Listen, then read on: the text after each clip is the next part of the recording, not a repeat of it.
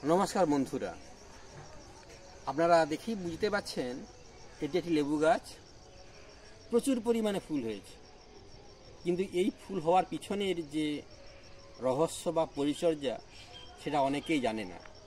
তাই আমাদের ছাদ বাগানে অনেকেরই লেবু গাছ বা বিভিন্ন ফলের গাছ থাকে, তাতে ফুল হয় বা অনেক সময় গাছে ফুল হয় না।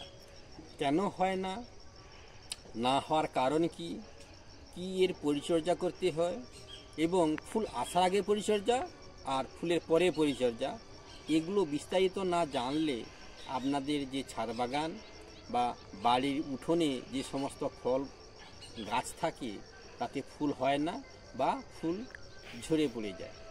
তো বেশি কথা না বলে আসুন এর সমস্যা এবং সমাধান বা কীভাবে বেশি ফুল হয় সেই নিয়ে আলোচনা করছি। তো বন্ধুরা, যারা আমার চ্যানেলটিতে নতুন এসেছেন চ্যানেলটি সাবস্ক্রাইব করে সঙ্গে থাকবেন, লাইক কমেন্ট শেয়ার করবেন। তো প্রথমে আলোচনা করা যাক ফুল আসার আগে আমাদের কিভাবে পরিচর্যা করা উচিত।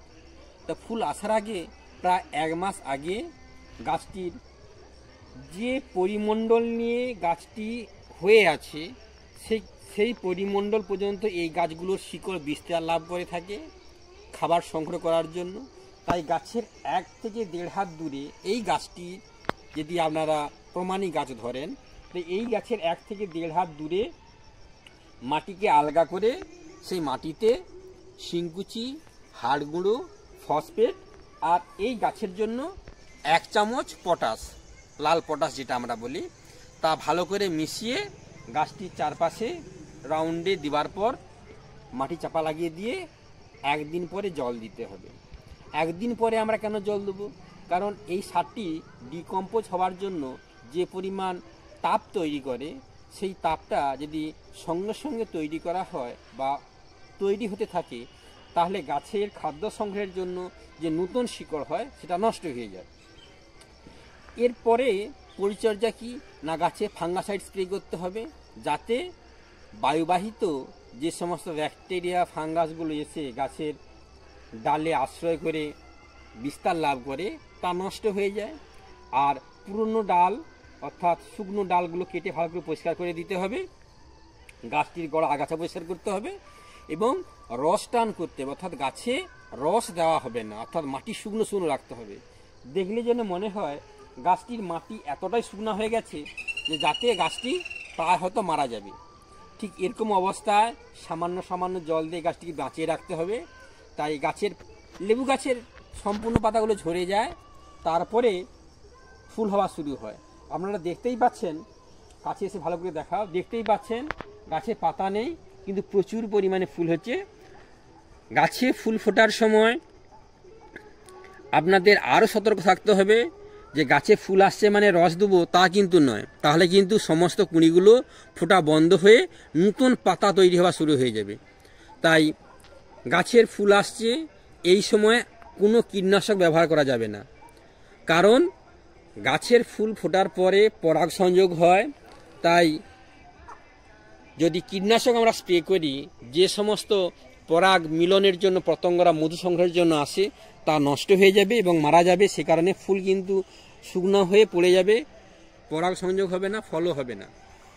তাই আমাদের করা উচিত কি না, এ সময় আমরা অতিজোর কিছু ভিটামিন স্প্রে করতে পারি। তাও আবার কখন না, রোদ ফোটার সঙ্গে সঙ্গে, অর্থাৎ 9টার মধ্যেই আমাদের কিন্তু করতে হবে, কারণ এরপরে আলোতে ফুলগুলো বিকশিত হয় এবং বিভিন্ন ধরনের পতঙ্গ এসে এর পরাগ সংযোগ ঘটায়। এর পরবর্তী কাজ আসছে কি না, এই ফুল থেকে আস্তে আস্তে গুটি ধরবে, এই গুটিগুলো যাতে না ঝরে পড়ে যায় সেজন্য ভিটামিন স্প্রে করতে হবে মাঝে মাঝে। লিটারে আপনারা 1 ml করে দিতে পারেন।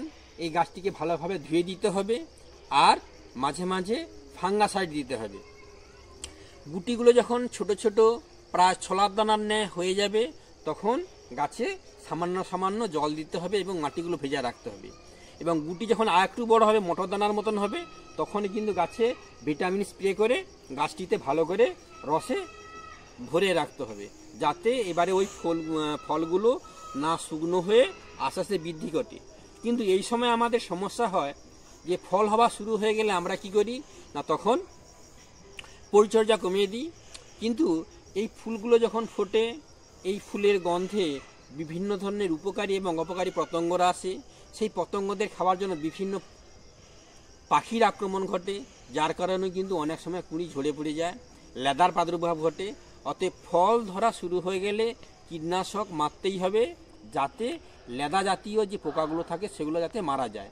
কারণটা কি না, এই লেদা পোকাগুলো ওই ফলের বৃন্তের রস খেয়ে শুকনো করে দেয় এবং ফলগুলো খুলে পড়ে। তো বন্ধুরা, বিস্তারিত এই লেবু গাছের ফুল এবং ফল সংরক্ষণ করার যে পদ্ধতি বা কিভাবে বেশি হবে তা আলোচনা করলাম। সমস্ত বন্ধুদের ধন্যবাদ জানাই।